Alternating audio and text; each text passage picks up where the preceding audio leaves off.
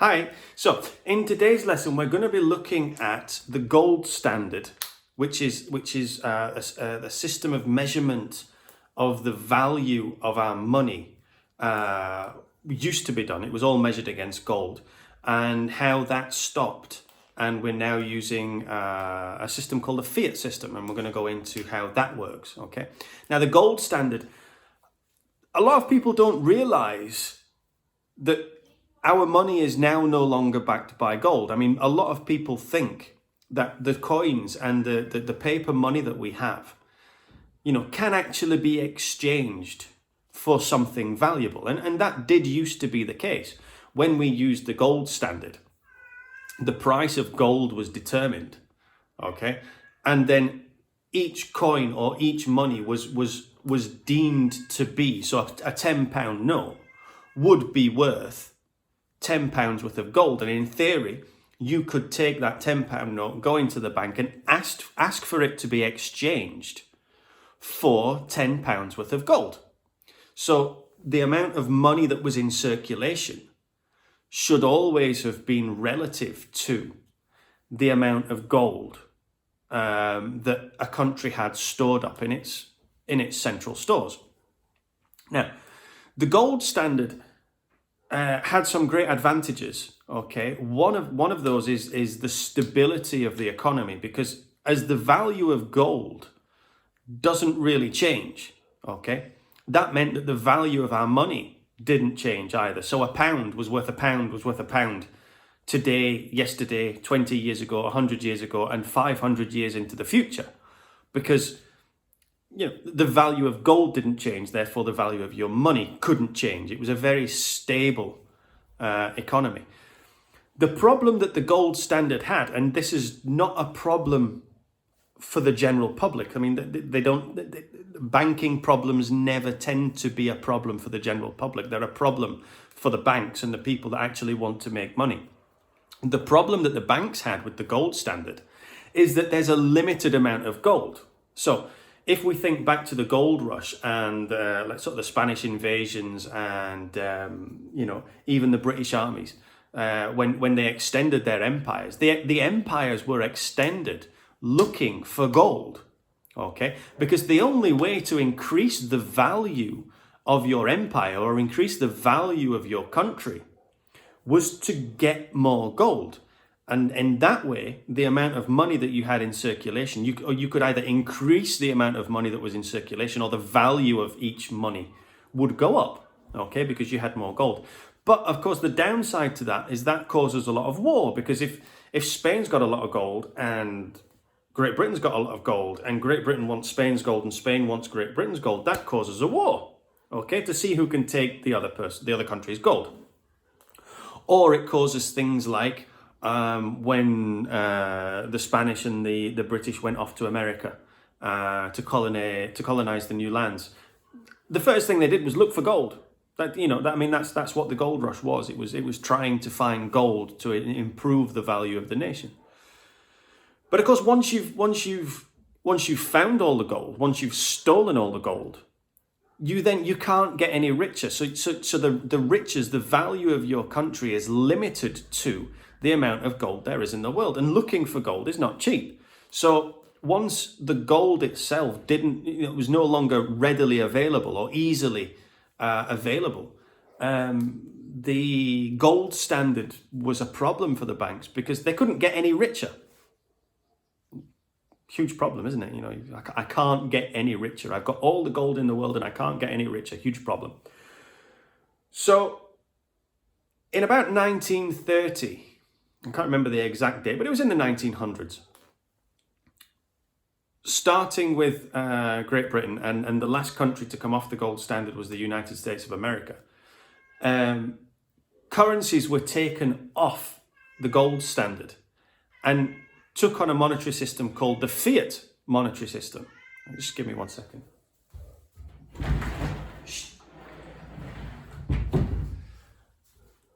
Sorry, the cat was just meowing there to come in. We started using the fiat monetary system. Now, the fiat monetary system, fiat is a Latin word which means so be it, or it will be what it will be. Okay. The fiat monetary system, as we're going to talk about in the next section, how our banking system has degenerated into the disgusting system that it is now. The first step down that road was to use the fiat monetary system. Now, the fiat monetary system has advantages and disadvantages like everything. The advantage of it is actually for the banks and the disadvantage for the people, as always. Now, the fiat monetary system means that our currency is now no longer backed by anything. Okay?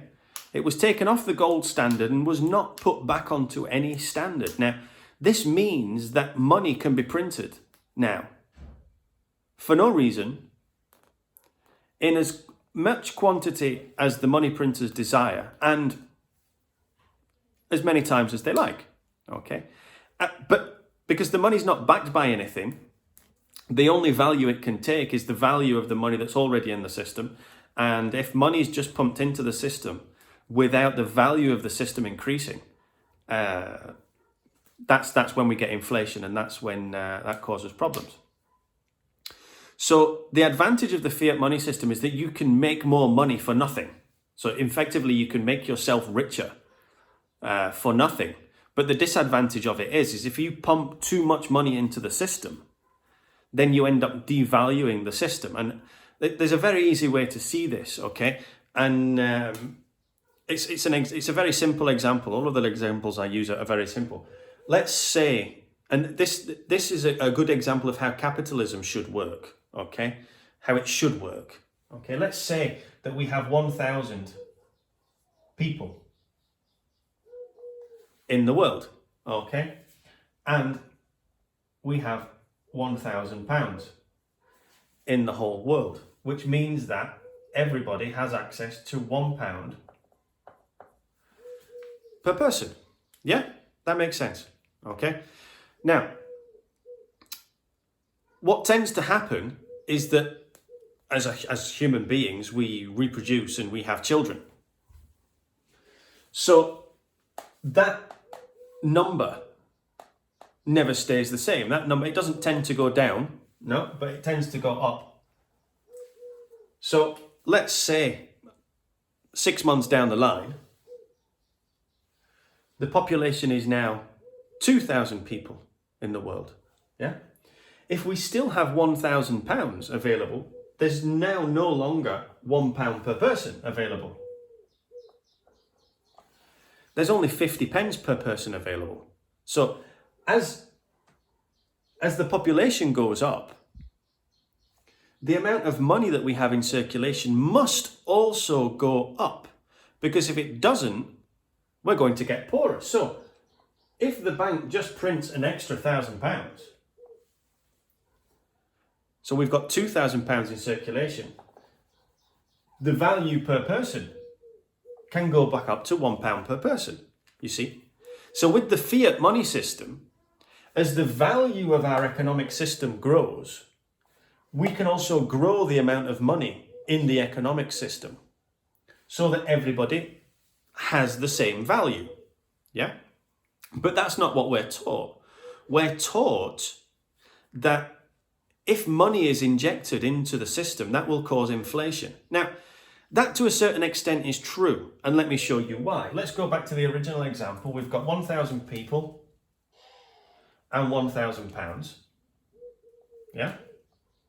So we're back to the £1 per person. Now, let's say that, again, the population grows to 2,000, but instead of the bank printing an extra £1,000, it prints an extra £2,000, so that we have £3,000 in circulation. So we've upped the value of the money in circulation above the value of our economic system.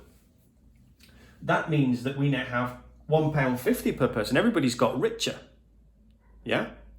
Which might sound idyllic, but the problem is everybody's now got more money. So something that cost £1 to buy, the shops can now start charging £1.50 for it, because everybody's got £1.50. So inflation happens, and inflation does happen when money gets pumped into the system. But inflation only happens when too much money gets pumped into the system. When more money is being put into the system than the system can cope with, that's when inflation occurs. Now, that should make you ask the question,